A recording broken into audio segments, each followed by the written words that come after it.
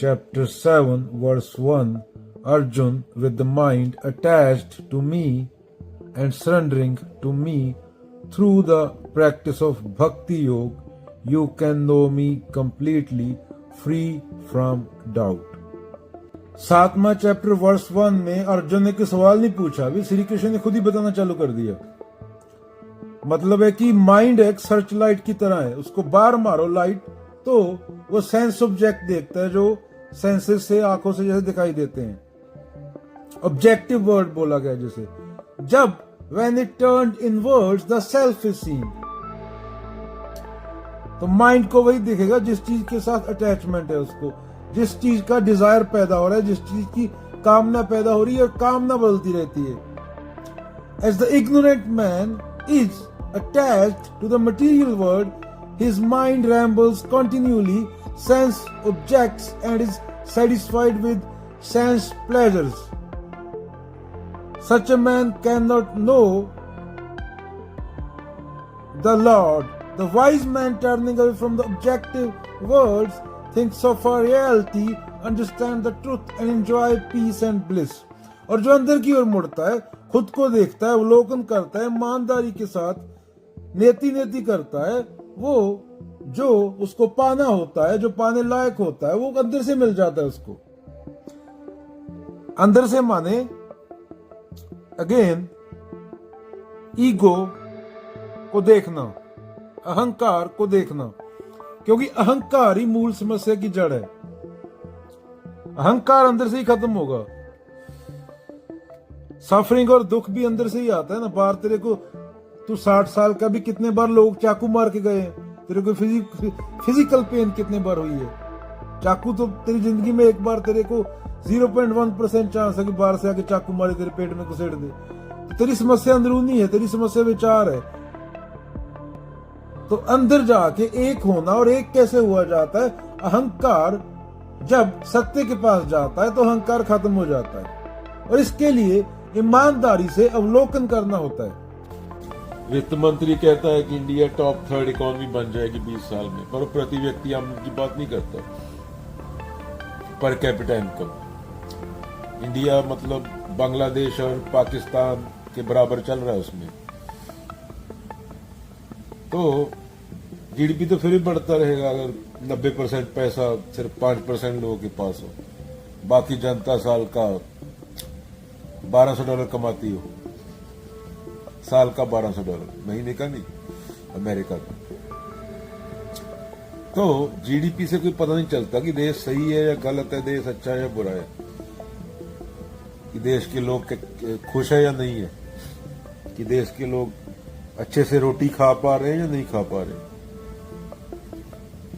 जब पहले विश्व युद्ध के बाद यूरोप में ग्रेट डिप्रेशन आया था, तब अमेरिका ने सोचा कि पता तो किया जाए कि पूरी अर्थव्यवस्था में गुड्स एंड सर्विसेज कितनी प्रोड्यूस हो रही है। उस टाइम पे जो जीडीपी था उसको स्वीकार किया गया, और जिससे जीडीपी की टर्म आई वो साइमन थे, Russian born economist working for the department of commerce. तो वो बोलते हैं जीडीपी कोई स्टैंडर्ड नहीं है देश के लोगों की हालत मापने का, बल्कि मिसलीडिंग इंडिकेटर है। सबसे पहले तो जीडीपी में ये पूछा जाता है कि देश में जो गुड्स एंड सर्विसेज पैदा हो रही हैं वो कितनी हो रही हैं। ये नहीं पूछा जाता कि वो किसी काम की भी है या नहीं है। फॉर एग्जाम्पल, अगर हम बंदूकें बनाएं और उन बंदूकों से एक दूसरे को मारना पीटना शुरू कर दें, जीडीपी तो ही बढ़ जाएगा।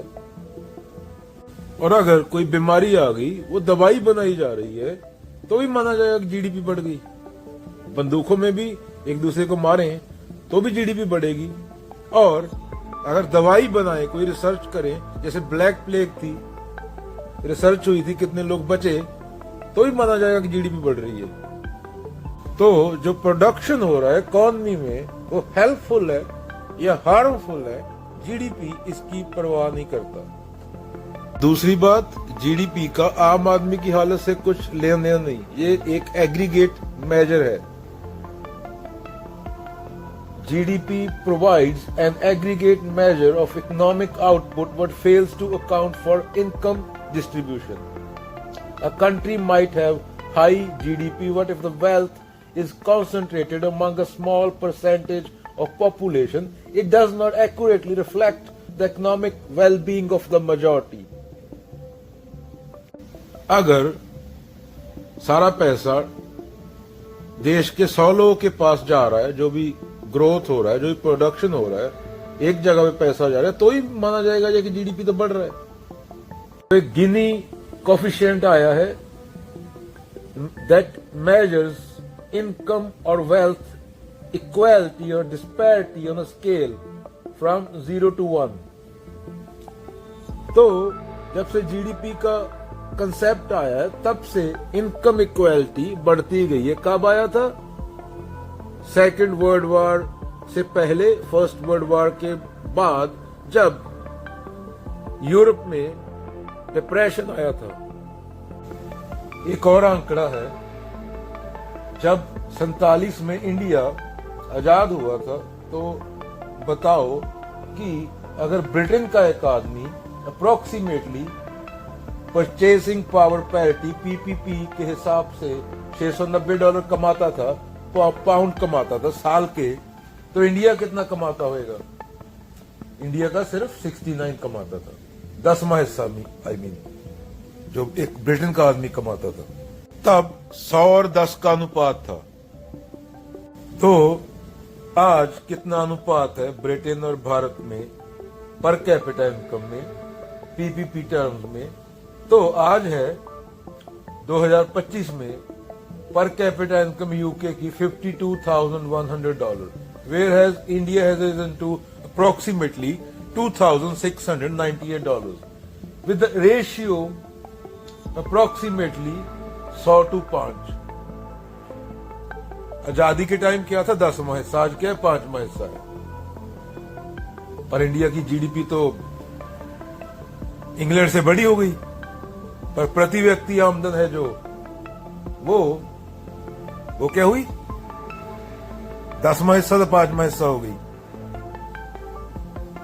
तो जीडीपी कोई अच्छा टर्म नहीं है, मूर्ख लोग लगे हुए देश के लोगों की हालत को जो बयान करता है।